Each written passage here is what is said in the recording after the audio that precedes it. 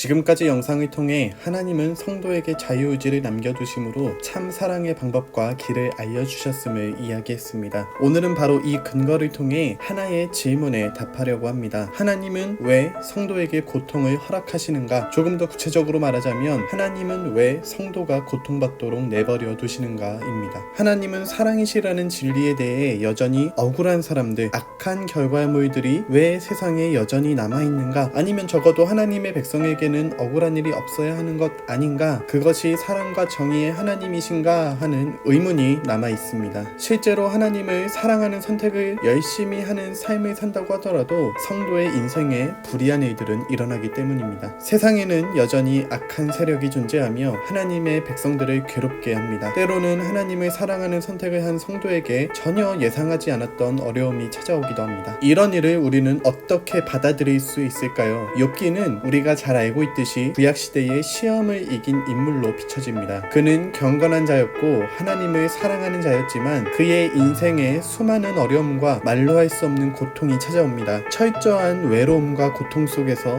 하나님을 향해 원망하기도 하고 자기 스스로를 저주하기도 합니다. 욥의 경우는 하나님과 사탄이 욥을 두고 시험을 하였다는 표현을 합니다. 그런데 욥은 자신이 원망했던 것과 하나님을 신뢰하지 않았던 날들을 회개하며 돌이키고 하나님은 그런 욥에게 이전보다 더 많은 소유와 자녀의 복을 주십니다. 과연 이것이 정말로 복을 누리는 성도의 인생일까요? 만약 제가 욥이라면 저는 그 복 필요 없으니 고통 안 겪게 해주세요 라고 할 겁니다. 그런데 욥기의 초점은 어떤 어려움이 와도 하나님을 붙들면 복 받을 거야가 아닙니다. 우리는 욥기의 결말을 알고 있기 때문에 훗날 욥이 누릴 복을 자연스럽게 생각하게 되지만 사실 욥은 그 복을 선택하고 소망하며 살아온 것이 아닙니다. 욥이 하나님을 끝까지 바라보는 이유는 그럼에도라는 사실을 우리는 기억해야 합니다. 가진 소유를 모두 빼앗겨도 그럼에도 하나님을 사랑하겠는가?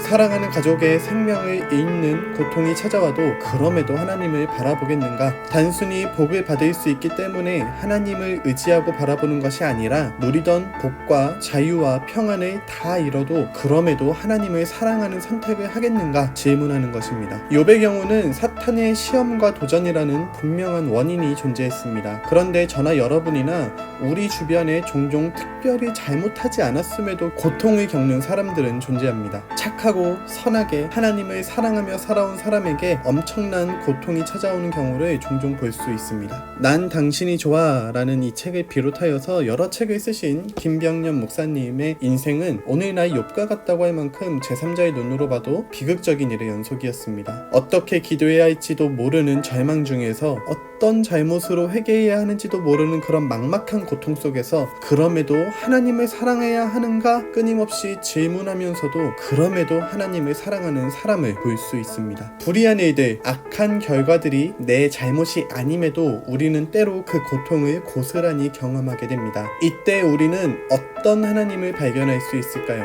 과연 여전히 하나님은 일하고 계신다고 확신하며 선포할 수 있을까요? 지난 영상에서도 잠깐 언급하였듯이 우리의 상황과 환경은 나의 선택과 관계없이 억울하고 고통스러운 일이 일어날 수 있습니다. 지구 반대편의 나비 한 마리의 날개짓이 태풍이 되어 돌아오듯이 말입니다. 누군가는 하나님을 향해 원망하기도 하고 누군가는 숨죽여 흐느낍니다. 그런데 누군가는 감사하고 누군가는 소망을 가지는 사람이 있습니다. 이미 벌어진 불의한 일들 가운데서도 어떻게 그럴 수 있겠느냐는 것입니다. 한 여자친구가 남자친구에게 질문합니다. 오빠는 내가 왜 좋아? 남자는 대답합니다. 당연히 예뻐서 좋아하지.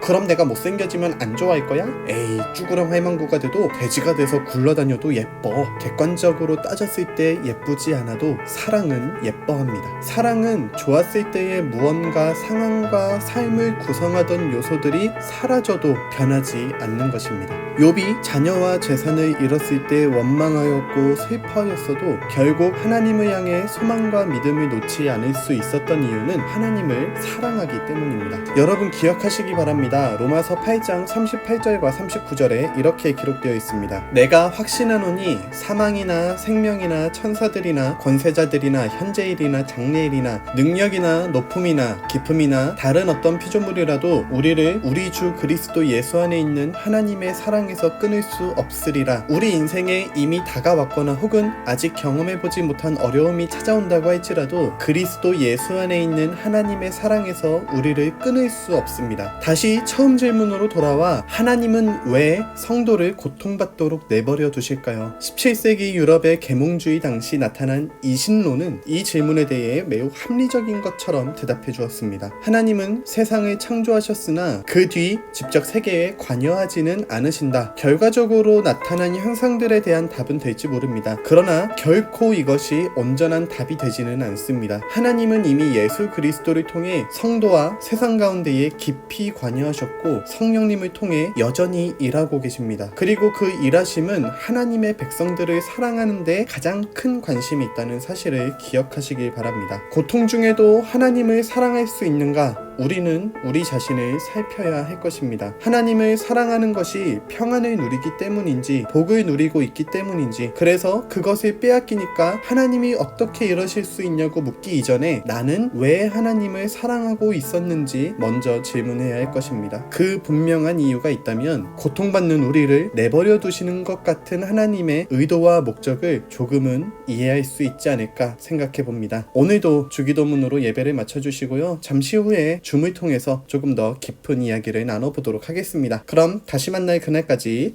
샬롬.